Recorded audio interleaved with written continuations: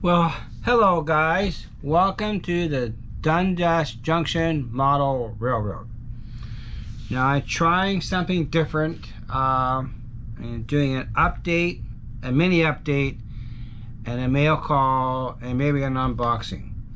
But I'm trying to use my GoPro camera in the workshop. So this is an experiment. We'll see how it turns out.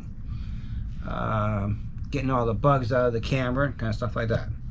But I'm going to try turning the camera around so we can see different views of it and what I purchased, where I am in the layout, and we'll go from there. So let me pause this camera and change the setup, and we'll go through and see what I have. Give me a minute, guys. Okay guys, I'm back. So I've been working on a kit, and I got the box right here. It is called the Walters Freight Office. Now this is a kit that I purchased last year, and I cut it in half to make two kits. So it's 95% done. I still gotta do the glazing. I'm gonna close in the back just to make it darker. But you can see by the building here, I made a few changes, but I made two kits out of this. So I'm gonna move this out of the way, and I'll show you what I've done. So this is the one half. You can see that. Of course, I'm watching on my tablet, so I can see what I'm doing, and it's a bit of a time delay. So this is the one half. I painted it. I experimented with different colors of brick paint to try and make it blotchy.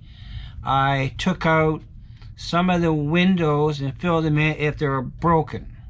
So this is going to go on the one end of my layout. So this is pretty well done. I tried my first attempt at doing deckling, a little off center, but I think I'm quite pleased with it. I've used a new concrete paint I got from Model Color. I'll find it later and I'll show you, but it's a new concrete paint I found that you can buy from I guess it's a Vallejo paint. So that's pretty cool stuff. So I'm impressed with that. So that's one half. I'll put it over to the side here, and I'll get the other half. So here is the other half of the building. So you see on the picture, the stairs is on the side of the building. Well, I moved to the front. This is going to be a background building off my elevated section of the main line. So that's where it's going to sit. I tried doing a bit of weathering on the roof line, and I did a couple of broken window replacements here, and I put the fire escape on the front of the building. So that turned out good. So if you look at, if you had the kit, you can see how much is missing from the kit. It's just like that. So that's where it is on the kit, and for now. So I'll put that aside, and I'll show you some other things now. Now I went shopping, and I hope to do a video on this. This is a new Walters manual uncoupler. I hope to do a video of me installing this device. I'm not sure how it works out, but it's something new that came out this year, and I ordered one to do a test on it. I'm going to install this into my yard. It's apparently a mechanical decoupler for your layout. So we'll see how this works out. But I will do a video on that in the next couple weeks. So that's what I got there. Let me pause. Okay, I'm back. So I got two more kits for the layout. the Reliable Warehouse and Storage Building, this is my next kit. I'm going to try and record doing this kit. So that's my next kit I'm going to do. Let me set this over here with the other kit. And this is a background kit I bought. This is the fireproof storage and transfer background. And this is going to go on the same elevated section as my other kit that I just showed you. So that's be my next kit after the one I just showed you. Do that. I also I went and bought lighting for the layout. These are LED lighting. I haven't. They're I think they're 20 foot section of lighting. This is going to go under the valance that I did around the layout. So I got enough for both sides of the layout. One is a 20 footer, other one's I think a 16 footer. But that will be installed soon. And I also, of course, I bought the mounting kits for the strip light to hold it in place. I don't trust the sticky adhesive. And I bought a connector kit because I'm gonna cut to go around corners. So I bought that. Then I also bought power extension cables because I want to route it to a plug underneath the layout. So I purchased that on that. I also bought some paint brushes. I bought a few paint brushes. I bought the AK Survival Weathering Brushes set. This is a bunch of brushes. So I bought that. I'm trying to experiment with weathering and painting kits. So that's a whole new adventure for me. Never done before. So that's that. And I got a small little scale sign from Todd Armstrong. He sent this to me in the mail. So it's a little sign. This is warning, no stupid people allowed. So that's going to go on my layout somewhere. And he did give me a Canada Post sign for a building I might be doing. So I got that. And I also bought some more tools. Well, these are for cutting wire and sprue cutting, and they don't last forever. So I bought a couple more pairs so I can leave them around the layout. So I got 2 more of those. Purchase those. And I got, this is the mail. This is a special mail. I'm going to open this up on Monday night on my live. So you're going to have to wait till Monday to see this one. But I got a new locomotive. Mark, look at that. Look at that beauty. This is a BNSF patch Phase 1 GP50. It's DCC and sound. Going to unbox this. I'm not going to run. I'm going to run this on Monday night. But if Mark Eminereals is watching, he wants this.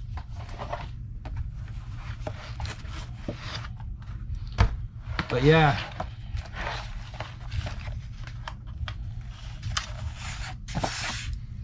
Just have a look at this beauty.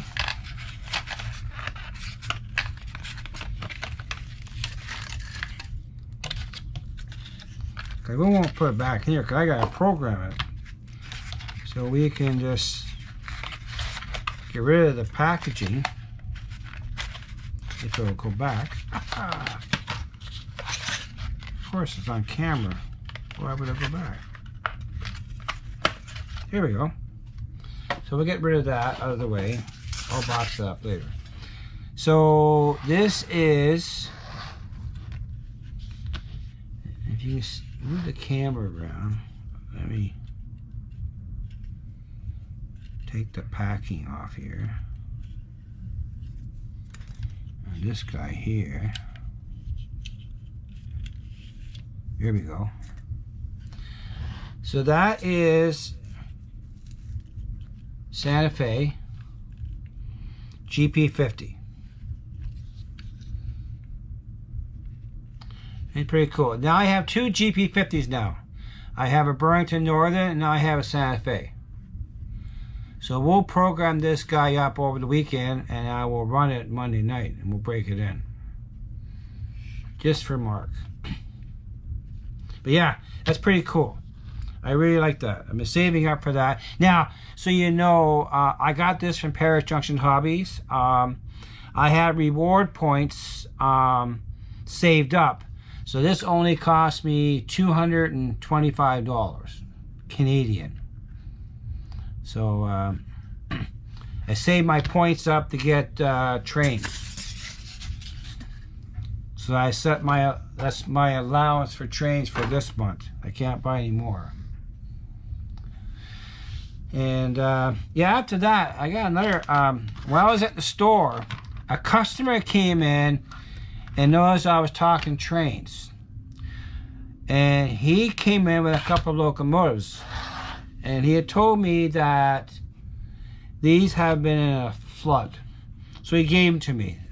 Insurance covered replacement. They do not work. I had two of them. The BNSF War Bonnet and another CN one, which I have not tested. This one here is seized. There's no transmission of power to the wheel, so it needs to come apart completely and be repaired. But it looks cool. It was a gift to me, and I thought I'd show you all what I got. It's got a damaged railing on the back end. I'm not sure if I can get a new railing from Atlas. But if it costs me a new decoder, that's not too bad. So we'll see. But I did have power to it, and it was moving about a quarter of an inch. But that's all I can get out of it. So we're going to take this all apart and see if we can fix her. That was a gift from a customer at Paris Junction Hobbies. And I've been trying to stock up on my paint supplies. So I've been buying Vallejo and AK Interactive model paints. I've been mostly buying brick colors that work with brick. So in the reds and the brown tones. So I got quite a good selection of them all. I'll see if I can get them all into camera for you and you see them all. But these are all adding to the collection of paints. Now the model color is supposedly already prepared for airbrushing, and the other one is not. So the Model Air is an airbrush paint, and the Model Color is a brush paint. But you can thin these and spray them. Oh, this is that concrete paint I was telling you about I used. It's concrete. I also got another concrete paint that was a different color altogether, but this is made by Badger. And I actually used that on my building. The gray on the windows here is painted with this gray, and the sidewalk is painted with this one here. So I like both colors. I'm pretty impressed with it. And I also bought more paints. There's on the other side more rust color paints from AK. These are all red tones. So there's Bordeaux red. You can see that. And mahogany red. This is mostly for doing brick. And I'm going to do a combination of airbrushing and brush. And I'm going to use a stencil brush and a sponge and experiment with the colors. This is another gray tone. And we have a natural steel. So in grays, burnt red. There's another flat brown I got. But I think it gets in, this is a gray one here called Smoke. Now, I watch a lot of Jensen trains, and I see a few colors that he uses, and I use those videos to pick out paints. Red leather, Cavalier brown, sand brown. That's another brown. This one here is carmine, another red tone. And this one here is medium gray, brick red. This is by AK Interactive. I think AK and Vallejo are the same manufacturer. And this is aluminum. This is Model Air metallic. I think I used that in my roof on one of the kits I did. Another whole red. This is a yellow primer. I was quite impressed with this primer. I watched a video on Barnabas Rex, and this stuff covers really well. I'm quite impressed with that. And I got a couple tubes of that. And this is orange brown. So that's the... So I got a good collection of paints now. And keep they're only about they're $5 a tube, and you can airbrush them quite well. I hope to set up my airbrush when this GoPro works out in different positions and film the progress of my next kit. I'm gonna give it a whirl. All I can do is, if I don't like it, delete it, I guess. But I want to remind everybody too, Monday night, 7 o'clock on my channel, live with our good buddy TSM, Trackside Mike, is back from the working world. Well, he's still working, but he's not working crazy hours no more. So that is what I got so far. And the other paint kit I got is right here. Not losing everything. This is the AK Rust Color set. I've used this as a blend paint, but I have not done a lot of work with it. So it gives me a bunch of more colors. It's got dark rust, medium rust, light rust. So it's pretty. It's another combination of colors to try and blend to make brickwork look not normal. Add some character to it.